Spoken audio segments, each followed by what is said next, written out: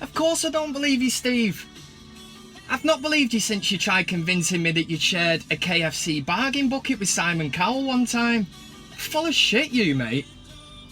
Alright, everyone. It's Kev Ashford here for the United stand. It's Van Cam time. Smooth FM's on. Bit of Tracy Chapman. Why not? Van Cam is back. It's back because, basically by popular demand, over the summer there I've been enjoying myself, been on holiday and all that, but yeah, I've had about 4 or 5 tweets, you know, asking where I've been and that. So in this game you've got to reply to the masses, haven't you? And I've just got to bring it back. People want it, so here it is. What a summer. And I'm not just talking about my trip to Lanzarote. I mean, oh, what a tune, Jolene. Keep that on in the background. Yeah, what a summer. I mean, I've not done a Van Cam since I did the preview for the Crystal Palace, the FA Cup final, so look at what's happened since then. But I went to Wembley anyway, and with the power of Van Cam now, moving up in the world, starting to do my own editing and all that shit, so just to show you how much of a good day I had, this is me being helped off the bus at, I think it was about 2:30 in the morning after the match. Run the VT.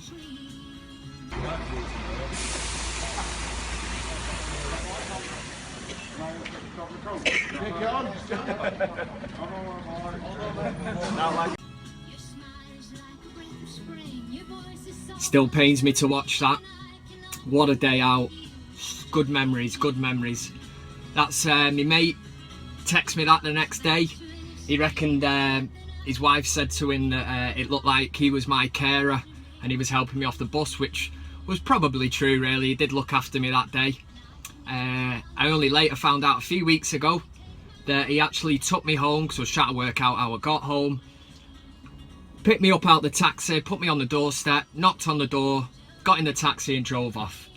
So obviously the wife come down, found me on the doorstep asleep. She wasn't best pleased, but United have won the FA Cup, and the news soon broke after that Mourinho was taking charge, which was brilliant. It was just, the day couldn't get any better. It was a great day out. But yeah, Mourinho's coming a worst kept secret in football. But look at the signings already. How can you not be excited? First through the door, the Bailey lad. He looks like an absolute beast. A typical Mourinho player. Physical power, strength, and athlete. He's going to bring something different to the team. Next in, Big Ibrahimovic. Can't wait to see him in a red shirt. I'd love to have seen him years ago, but even at 34, I'm 34, man. And look at him, he's built like a brick shithouse. Not a pick on him. Looks after himself. Hopefully he can bang in the goals next season for us. Next along was Mkhitaryan. I'm not sure why I've just said that in a Jamaican accent, but it's Van Cam in it, so I'm going to roll with it. Mkhitaryan. He looks a player. Seen him against Wigan. I know it's only Wigan and it's a friendly, but no, there's something there. Mourinho is not daft. He knows what he'll be able to get out of him. And we're still waiting. It probably might be done by the time this video comes out, actually, but it's going to be done. It's Paul Pogba. Oh, the scenes when this actually happens, because last season I was asked if you could only sign one player, who would you sign? And everybody was saying Ronaldo and Bale on one of the shows that we did. And I said Paul Pogba. And I think a few people laughed at me, you know, no, it needs to be someone that's a realistic target. I said, listen, if there is any chance we can get Paul Pogba, regardless of what it costs, get him back. Man United, right, is the one as well. The money, you know, it's going to cost us whatever, 92 million, 100 million. I do not care, does not bother me. Why should I care?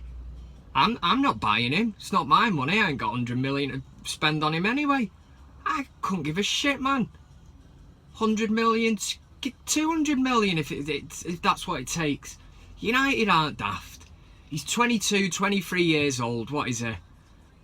His best years are ahead of him. His links with Adidas, he'll sell shirts, and he will do the business on the pitch. United, this is the closest player that we've probably had since Roy Keane.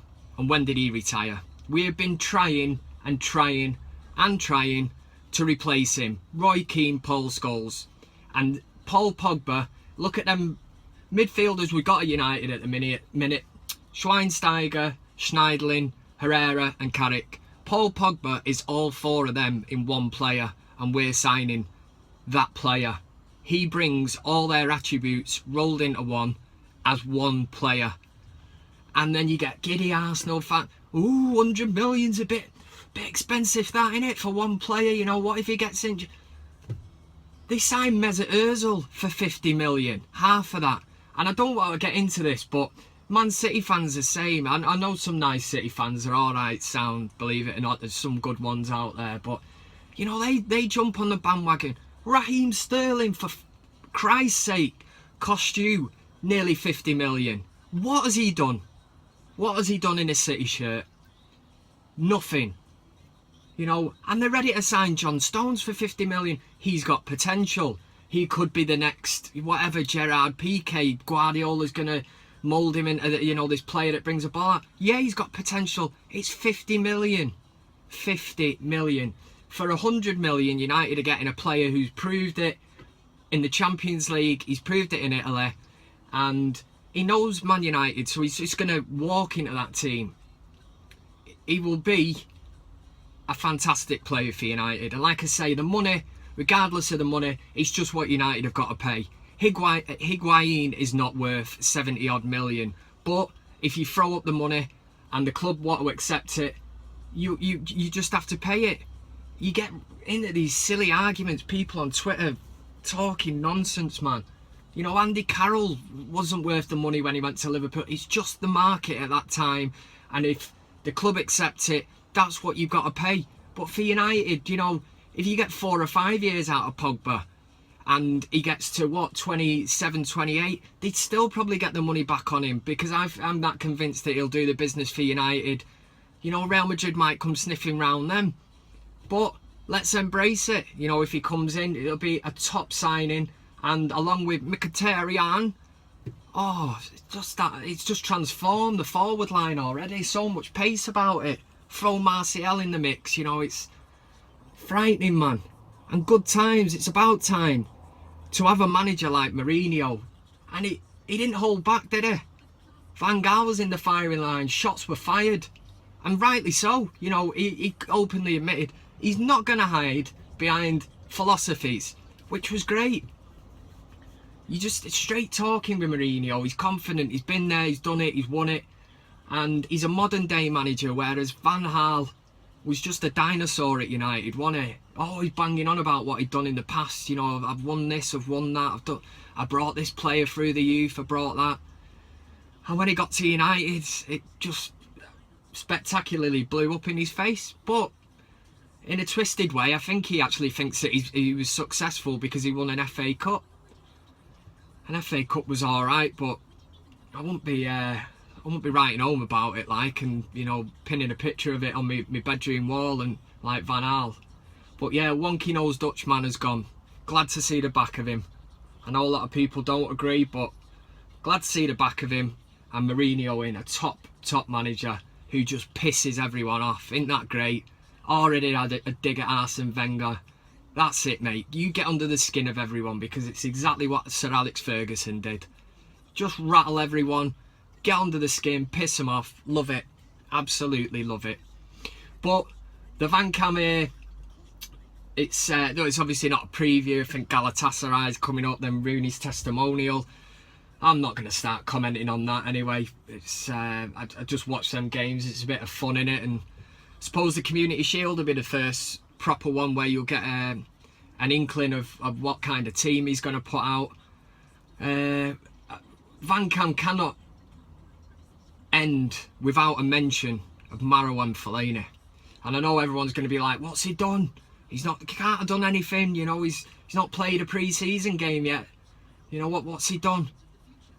If he didn't look like such a twat already, I could not believe the pictures, man, when I seen him.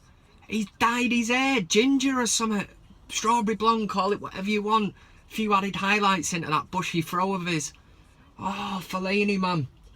You annoy the life out of me anyway, and now I couldn't look at you anyway, but now you've just made it even worse. And then, it might have been a day after or something, Philip Jones. Phil Jones dyes his hair like something out the Backstreet Boys, one of them knobheads. Just stick to trying to keep fit, getting fit and staying fit. Don't be going dyeing your hair, Phil Jones. You look like an absolute nipple. I mean, fair enough, if you look a bit like Bex or something and you're carrying that off. He got away with it. He did the business on the pitch. Come on, mate, just stick. Try and get fit and stay fit and put in a few performances. And then you can go fiddling about with your hair. But no, just a double whammy that. Just when you think things are going well, you get a setback like that. Two people just lowering the tone. Phil Jones and Marouane Fellaini.